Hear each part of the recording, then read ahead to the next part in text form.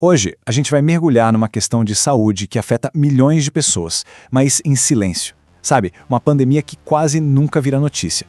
Então vamos lá. Pensa numa doença que afeta milhões e milhões de pessoas, mas que quase ninguém ouve falar. Uma doença que meio que vive na sombra, sabe? Impactando comunidades inteiras sem fazer barulho. Que doença seria essa? Pois é, a doença de Chagas. É uma doença parasitária causada por um bichinho microscópico, o Trypanosoma cruzi. E ela tem um rótulo bem específico da Organização Mundial da Saúde. Doença tropical negligenciada. E olha, essa palavra negligenciada, ela é fundamental para a gente entender o drama todo por trás disso. E aqui que a gente chega no X da questão. Chagas não é só um problema de saúde, não. É, na verdade, um reflexo direto da pobreza. Ela surge da pobreza e, o que é mais trágico, acaba alimentando essa mesma pobreza. Vira um ciclo vicioso, sabe? Bem difícil de quebrar. Para a gente ter uma ideia do tamanho disso, vamos olhar os números. Só no Brasil, os dados mais conservadores lá de 2015 já falavam em pelo menos 1.400.000 pessoas infectadas. É muita gente. É como se uma cidade grande inteira estivesse vivendo com essa doença. Tá, mas como é que essa doença se espalha, afinal? Muita gente logo pensa naquele inseto, né? O barbeiro. Só que a história é bem mais complexa e, para ser sincero, até surpreendente. Vamos entender agora essas outras formas de transmissão. Então, a história que todo mundo conhece geralmente começa com ele mesmo, o barbeiro. Ele pica a pessoa para sugar o sangue e aí faz cocô ali perto da picada. O problema é que, quando a gente coça, acaba empurrando as fezes infectadas com o parasita para dentro da ferida. Essa é a forma clássica, a mais famosa de transmissão. Mas a pergunta que fica é, hoje em dia, no mundo moderno, será que essa é a única forma de pegar a doença? A resposta é um sonoro não. E é justamente aqui que o assunto se torna muito mais próximo da realidade de todo mundo. Pois é, por mais estranho que pareça, hoje a infecção também pode começar no prato ou no copo. A transmissão oral pela comida se tornou uma das principais responsáveis pelos surtos agudos da doença. Isso mostra que o perigo pode estar onde a gente menos imagina. Olha só, entre 2005 e 2013, o Brasil teve mais de 100 surtos ligados a alimentos contaminados. E a gente está falando de coisas super comuns, como açaí, caldo de cana, bacabá, que foram contaminados durante o preparo. Sabe, o inseto ou suas fezes acabam moídos junto com o alimento. E não para por aí não, existem outras formas. A doença pode passar de mãe para filho durante a gestação, o que a gente chama de transmissão vertical. Pode acontecer também em transfusões de sangue ou transplantes de órgãos, se o doador estiver infectado. E claro, existe o risco de acidentes em laboratório. Ok, agora vamos entrar num ponto super importante. O que de fato acontece no corpo de quem foi infectado? É que a doença de Chagas ela é traiçoeira. Ela tem duas caras, duas fases muito diferentes.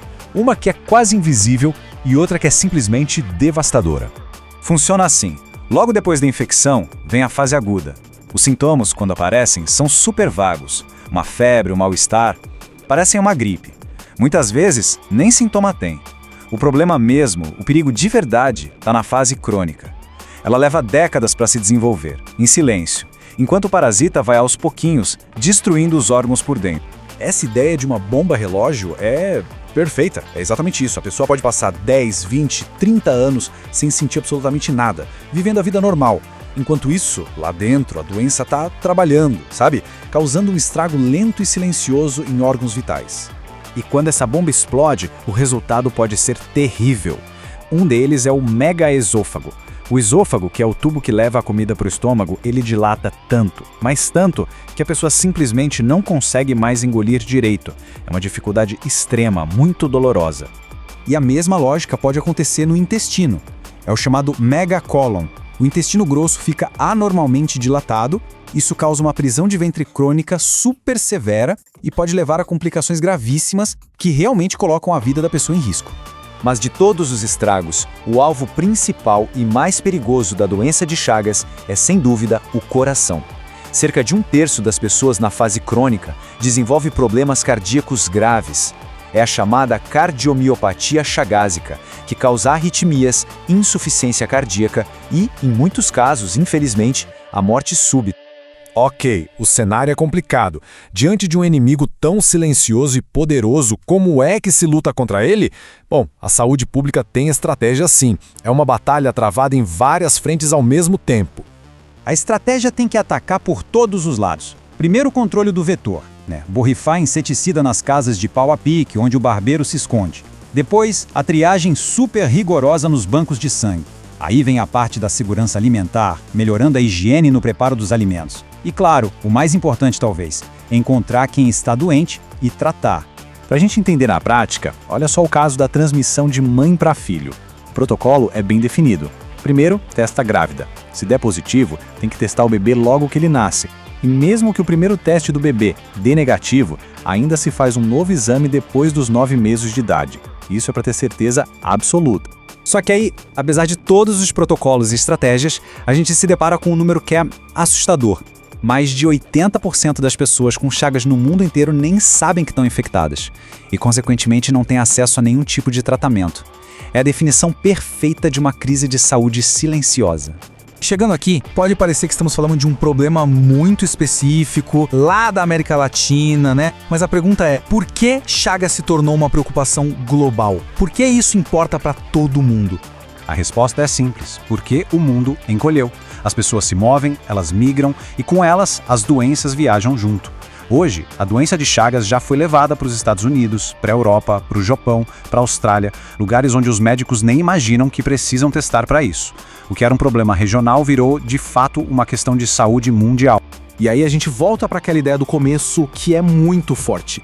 Ela resume tudo. Chagas é resultado da pobreza e, ao mesmo tempo, ela ajuda a reproduzir essa mesma pobreza. É uma tragédia em dobro, uma doença que nasce da desigualdade e que, no fim, só aprofunda ainda mais essa ferida social.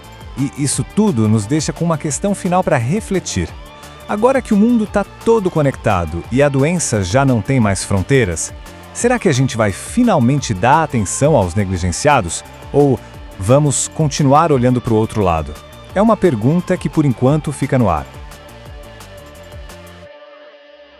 Todo dia é uma nova jornada. Mas e se, no meio do caminho, você sente que algo está faltando? Uma peça importante do quebra-cabeça da sua carreira? Aquele conhecimento que traz segurança, que inspira confiança. O medo de uma máquina que você não entende completamente. O receio de uma altura que parece grande demais. Você já se sentiu assim? Sentindo que, talvez, o seu potencial esteja travado? No Instituto Alpha 3, acreditamos que a resposta para essa incerteza é o conhecimento. Somos um centro de excelência em cursos profissionalizantes, dedicados a transformar o potencial em competência. Nossos cursos vão além da teoria. São a prática que você precisa para dominar cada desafio. Desde a segurança em instalações elétricas, NR10, até o manuseio de máquinas e equipamentos, NR12, garantimos que você estará preparado. E para aqueles que olham para o alto, nosso curso de trabalho em altura, NR35, transforma o receio em confiança. Nossas capacitações em inflamáveis, NR20, espaços confinados, NR33 e brigada de incêndio são a base para um ambiente de trabalho mais seguro para todos. Não se trata apenas de seguir regras, mas de salvar vidas. Depois de passar pelo Instituto Alpha 3, eles já não são os mesmos. A incerteza se foi, dando lugar à segurança. O medo se transformou em confiança. Eles não apenas cumprem suas funções, eles as dominam. Essa é a nossa promessa, não apenas um certificado, mas a certeza de que você está preparado para qualquer situação. Desde o controle de acesso em um prédio, até o uso de um DEA em uma emergência. Chegou a sua vez de dar o próximo passo. De investir em você e em sua segurança. De se tornar o profissional que o mercado precisa. Instituto Alpha 3. Onde a sua segurança e o seu futuro se encontram.